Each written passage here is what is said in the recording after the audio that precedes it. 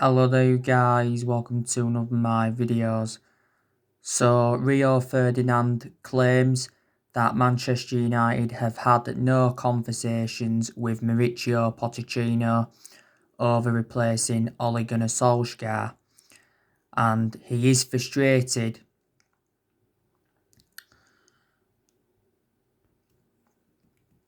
with the disrespect over Ole Gunnar Solskjaer. Now, the Manchester Evening News reported out last week saying that Man United have approached Mauricio Pochettino over becoming the club's new manager. Now, Pochettino was linked with a managerial role at Man United after Jose Mourinho got sacked. Now, there has been a few clubs that have been in for him. Manchester City have been in for him. Real Madrid have been in for him. He said the other week that he was in talks with Zenit St. Petersburg. Newcastle were in for him at one point. I think Barcelona have also been interested. Now, don't forget, he was on Monday Night Football last week and he said he misses football and he's ready for a return to management.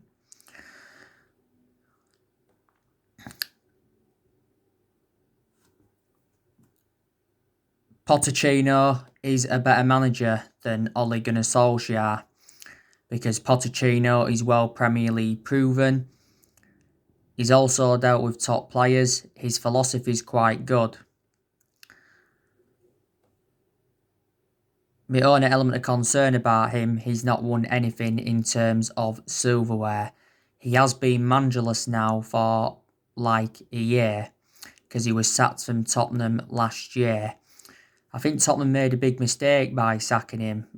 He did endure 5.5 years with Tottenham, and analysing the vast majority of his tenure, Tottenham were competing in and out of the top four. But last year he guided Tottenham to their first ever Champions League final. He guided them to 2 FA Cup semi-finals and guided them to the League Cup final. Before Tottenham, he was at Southampton. He enjoyed a short tenure there, but he still guided Southampton to their highest ever finish in the Premier League era. And before Southampton, he was at Espanyol. So far, he's managed 3 clubs in his managerial career. This morning, I named you the 5 players that Mauricio Pochettino could recommend into Manchester United if he is to be appointed in. And that's Jadon Sancho, Harry Kane, Dele Alli, Kalidou Koulibaly, and possibly Erling Haaland. More than likely as well, Pochettino would want a director of footballing because that's one of the structural changes that we need at the football club.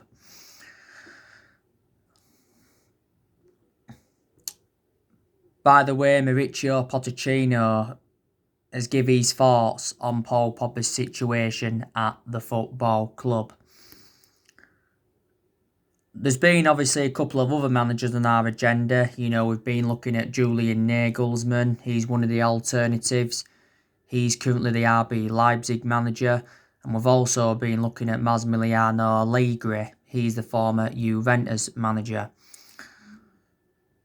Now, I want to delve into some news on Jack Grealish. So I think Jack Grealish to Manchester United is still on. Obviously, we wanted to get him in the summer transfer window. The main explanation why we didn't get him is because Villa were demanding £80 million and we weren't willing to meet Aston Villa's asking price. And also, too, we had concerns where he would fit in at Manchester United, so that's another one of the reasons.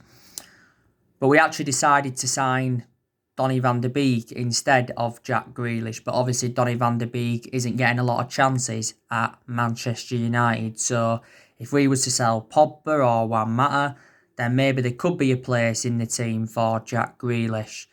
Now, Jack Grealish, don't forget, signed a 5-year contract with Aston Villa earlier on this year. So he's got a contract with them until 2025. At the first part of last season, Jack Grealish was playing in an attacking role, but then obviously got put to the left-hand side, on the left wing that is. Jack Grealish has spent the entirety of his career with Aston Villa. I think he's been a Villa player since like the age of 6. I think he's been in their senior squad for a good 7 years or something like that. But in total, he's been at Villa around 20 years, hasn't he? Is he around 24 or 25 years of age? So that is the breaking news on him. Now, Manchester United season so far. Well, there has been many ups and downs, hasn't there? Obviously, we had good results in the Champions League against PSG, beating them by 2-1. And we also had a very, very good result against RB Leipzig, beating them by 5-0.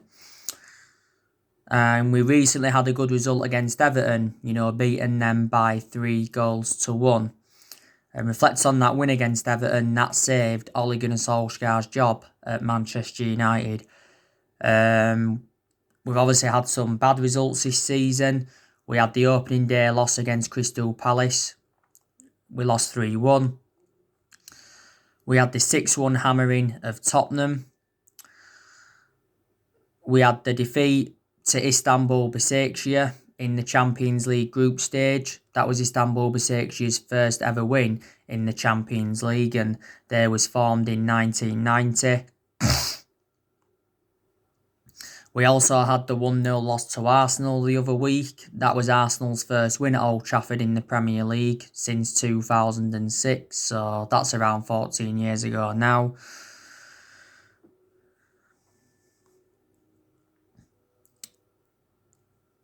And, we have not yet won at Old Trafford in the Premier League this season. And it's our worst start at Old Trafford for around 50 years. I think it has been our worst start to a season since the David Moyes era. We are currently sitting 14th in the Premier League. But hopefully reflects on that win against Everton. It can give us a lot of confidence and, we can build on that.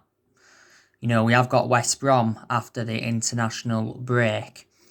Now that is a game Manchester United should be winning. West Brom are obviously 18th in the league. They are in the relegation zone and they haven't won any of their games yet in the Premier League. West Brom obviously finished second last season in the Championship, and that's what obviously got them up to the Premier League. But I'd still say Ole Solskjaer is under some pressure at Manchester United because not on one win doesn't ease all the pressure off him, does it? And I said to you, Ole has been in the exact same position as what he was in at the first part of last season, because at the first part of last season we enjoyed our worst start ever to a Premier League season, didn't we?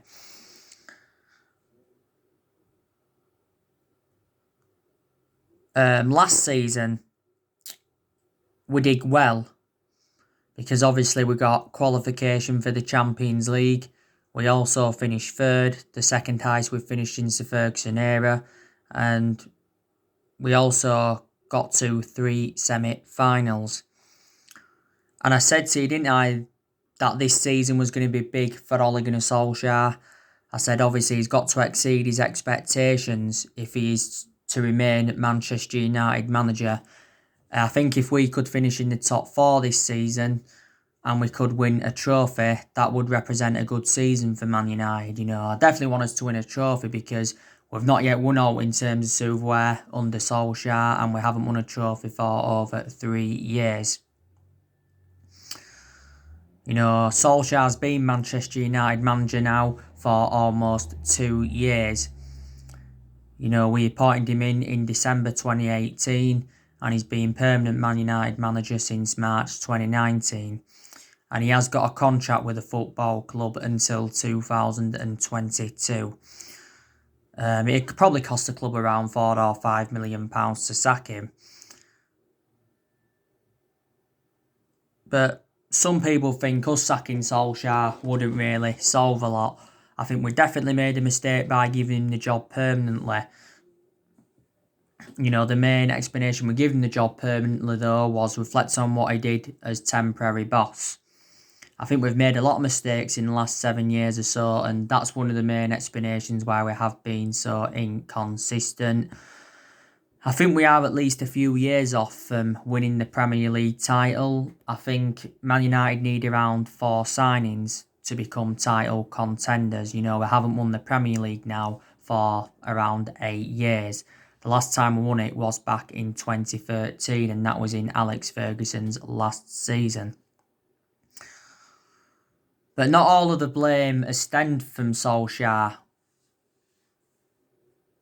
Reflecting on our inconsistency, has it? Obviously, there has been players that have been underperforming at Man United. Obviously, a lot of Man United fans have been demanding the board out for several years. Obviously, reflecting now poor our recruitment policy, and that's been, Solskjaer wasn't backed enough during the summer transfer window. Because we missed out on all of his priority targets. None of our managers have been backed enough since the Sir Alex Ferguson era. Moyes wasn't backed enough, Van Gaal wasn't backed enough, Mourinho wasn't backed enough, and Solskjaer hasn't been backed enough. And Solskjaer revealed a few times during the summer transfer window that he was very infuriated with the board.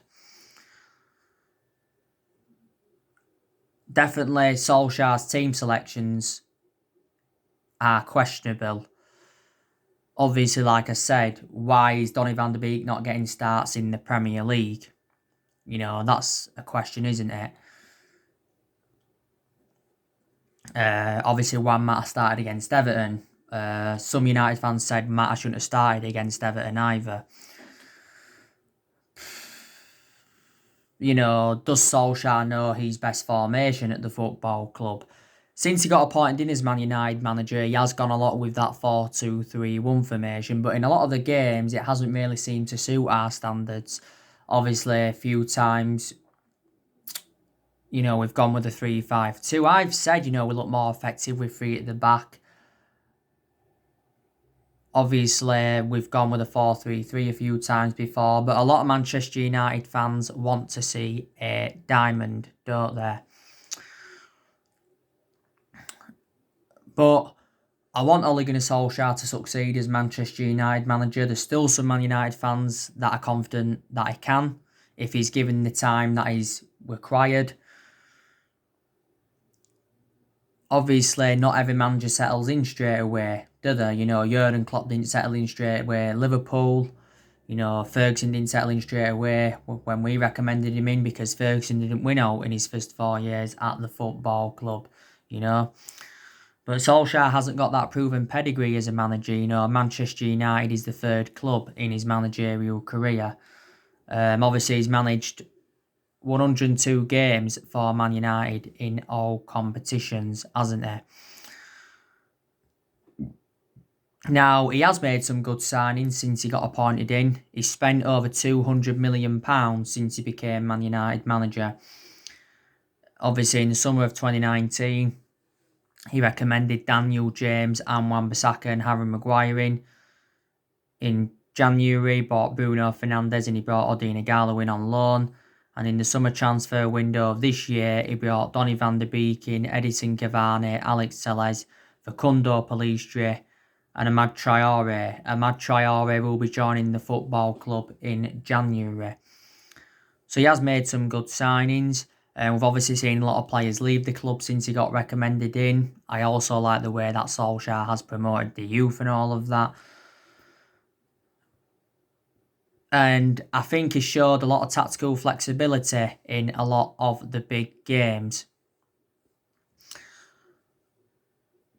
People will say that Manchester United should be in much more of a commanding position, obviously reflecting on the amount of money that we've spent in the last 7 years or so, because we've spent close to the £1 billion range on players, and we've recruited over 30 odd players in since the Sir Alex Ferguson era.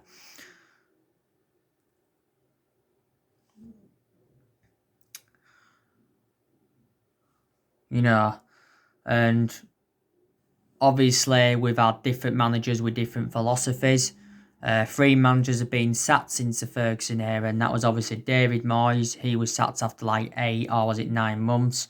He's enjoyed the shortest tenure at the club. We finished 7th under the David Moyes era. That's the lowest we finished in the Premier League era, I think. Ferguson was at the fault anyway for ever recommending Moyes in, but the reason Ferguson recommended him in at the time is because there was both Scottish. Obviously, Louis van Gaal, he got sacked after 2 years despite him winning the FA Cup. And Jose Mourinho, he got sacked after 2.5 years despite winning the Europa League, the League Cup in his first season. Oh yeah, and also to the Community Shield. And we have spent big on players, haven't we? We've got Paul Pogba, who we paid £89 million for. He's our most expensive signing. We've got Harry Maguire, who we paid £80 million for. Second most expensive sign at the club and most expensive centre-half in the world. Angel Di Maria, we paid £60 million for him. He's no longer here because we got him under Louis van Gaal. Romelu Lukaku, we paid £75 million for him in 2017 from Everton, but obviously he's no longer now at Manchester United because we let him go to Inter Milan. We paid £52 million for Fred. We paid £40 million for Matic. We paid £50 million for Wan-Bissaka. Paid £47 million for Bruno Fernandes. So there you go. Just turn this light on.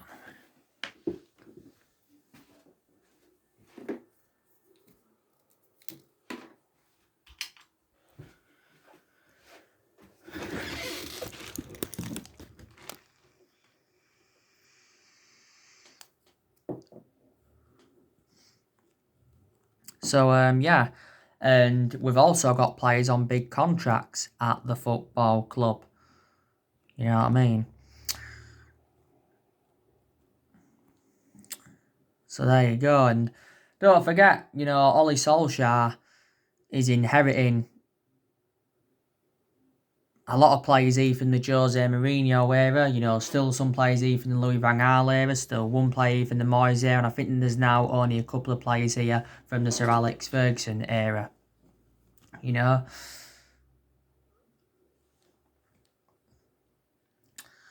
And there's players at Manchester United that have really, really impressed me recently.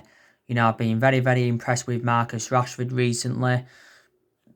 He did very, very well against Everton. He got an assist against Everton. He also should have got his name on the score sheet. He scored a hat-trick against RB Leipzig. He became the second Manchester United player to score a hat-trick as a substitute. He also scored the late winner in Paris. Rashford's just recently turned 23 years of age. He's been at Man United over 15 years now because he has been at the club since 7 and he's been in our senior squad since 2016. So he's been in our senior squad now for over 4 years. I think he's more effective out wide than he's playing centrally. But he is the foreseeable future for us. Now, I've been impressed with Bruno Fernandes recently. Man the match against Everton because obviously he scored 2 goals and he also got an assist in the game. In the vast majority of Bruno Fernandes' games, he's been very, very consistent. There's only been the odd couple where he has looked off the pace. He was very, very poor against Pochettinho. That's his worst game in a Manchester United shirt because he was dispossessed around 34 times. Bruno Fernandes has endured around 9 months at Manchester United. The vast majority of his goals have come from the penalty spot, let's be honest, because we've had a lot of penalties under Ollie. He won Premier League Player of the Month a couple of times last season, won it for February and June. Also won some Matt Busby Player of the Year award, reflecting on his good performances. But, we prefer to play Bruno Fernandes over, Donny van de Beek and, Paul Pogba. Obviously, they've not yet all started together, Bruno Fernandes, Donny van de Beek and Paul Pogba. Some people believe they can't all start together, because obviously, there's Fred and McTominay there as well. Obviously, Bruno Fernandes has recently been frustrated with Mason Greenwood over his poor training session. I obviously give you the news on Mason Greenwood this morning, didn't I? And Man United are concerned over Mason Greenwood's attitude and his lifestyle. And he has been withdrawn from the England squad again. We had a few issues with him earlier on in the season. Solskjaer said he's been out of illness, but that's not true. Greenwood didn't play any part in the Everton game. He should be available for the West Brom game though. Mason Greenwood's obviously got a contract with us till 2023. Obviously, he's our number 11. He's Mason Greenwood. He's the fourth Man United player to wear the number 11. And Solskjaer has been defending Mason Greenwood in recent weeks, hasn't he? Now, Donny van de Beek, he's impressed me in the games he's played in. But he's hardly played, like I said earlier on. But he's not yet made his full Premier League debut for the football club. We paid £40 million for Donny van de Beek from Ajax. And Donny van de Beek signed a 5-year contract with the club with an option of a further year, and he currently wears that number 34 shirt. I think Solskjaer's been trying to figure out where his best position would be, because he can play in like 3 different roles. I think he's predominantly a box-to-box midfielder. When he was at Ajax, he was anyway. When we started him against Leipzig, we put him in that number 10 role, Donny van de Beek. But Solskjaer said he'll play a big part this year and he will be an important player for the club. Some people think he's not wanted at Manchester United.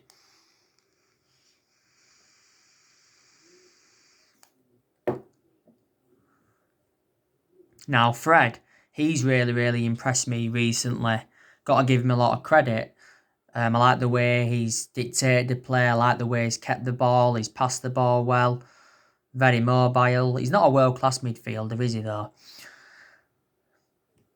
Fred had a very, very good game against Everton. Didn't play against Pochettinho. He was poor in the Arsenal game, though, because he lost the ball far too many times.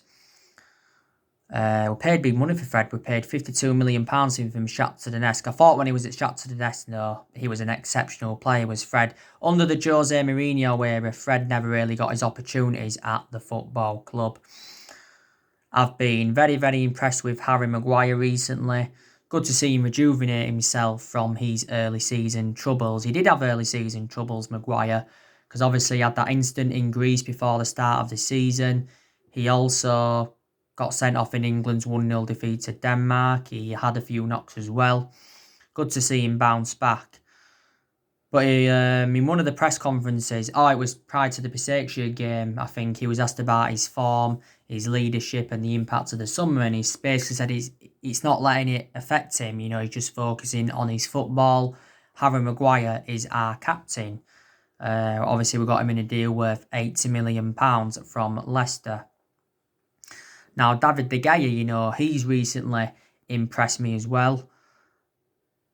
I've been critical of him because he has made a lot of mistakes in the last couple of years as De Gea. This is De Gea's 10th season at Manchester United. He has made over 400 appearances for the club in all competitions, over 300 appearances in the Premier League. But he's had at least 7 good years at Man United. He's won everything domestically at the football club, and he has won individual awards reflecting on his good run of performances over the years. We paid, was it 19 million or just under 19 million pounds for him from Atletico Madrid back in 2011. And when De Gea does leave Man United, I think he'll go back to Spain. But he will remain our number 1 this season. Juan Mata, he's impressed me in the games he's played in this season. well, in a lot of the games he's played, he impressed me in both our Carabao Cup games against Luton and Brighton. Got man of the match for both of them games. He also impressed me in the Newcastle game. One Matt has enjoyed a good 6 years or so at the football club. But he scored 50 goals for Man United in all competitions. The other few weeks ago now, Juan Mata rejected an 18 million a year contract offer to play in Saudi Arabia. We paid just over £37 million in from Chelsea back in 2014, So these are the players that have impressed me, and don't get me wrong, there's still some players that have got to step up to the plate at Man United. I think Lindelof's got to step up to the plate because he's nowhere near on the same level as Harry Maguire. I think Wan-Bissaka's got to step up to the plate because in his last couple of games, he has looked a bit off the pace as Wan-Bissaka. But he's had some good games this season. This is Wan-Bissaka's second season at the football club. We got him in a deal worth £50 million from Crystal Palace last summer. Oh, sorry, in the summer of 2019. McTominay, he's got to step up to the plate because he's been poor recently. He's been playing a lot alongside Fred, though, hasn't he? But he's not as good as Fred, Scott McTominay. I've credited McTominay when he's deserved to be credited, but I've also criticised him. Matic hasn't been good recently when he's played. He doesn't really get in the team a lot now, though, does he? So you can say he's lost his place in the team, Matic. Matic did have some good games towards the end of last season. Paul Pogba, very inconsistent. I don't think he's been great this season. Maybe he's made a couple of impacts when he's come off the bench and that. I obviously give you the news on Paul Pogba yesterday. The France manager, Didier Deschamps, he came out and said that Paul Pogba cannot be happy at Man United for being left on the bench and for playing out of position. And he said he wants to talk with Paul Pogba over his situation at Old Trafford. And Paul Pogba is not happy with the club triggering that 1 year extension on his contract. Pogba's under contract with the football club until June 2022. This was also confirmed by Fabrizio Romano, but there has been no talks over getting him a long-term contract at the club. It recently said that we've lowered our asking price for him and we will accept around £53 million. That's around £36 million less than what we paid for him. Because we did pay £89 million for Pogba. Pogba's only started 2 of our last 7 games. So Man United and Solskjaer must solve the Paul Pogba issue, But I think he'll end up going to Real Madrid because he made an admission quite a few weeks ago now saying that one day his dream is to join Real Madrid. There's obviously been rumours of him going back to Juventus. PSG and Barcelona have been in for him, but this is Pogba's 5th season at the football club since he rejoined. And he's one of the highest paid players at the club, not only the most expensive signing. Pogba is on 290 grand a week, I think, on his current contract. We're playing him on the left-hand side occasionally as well this season.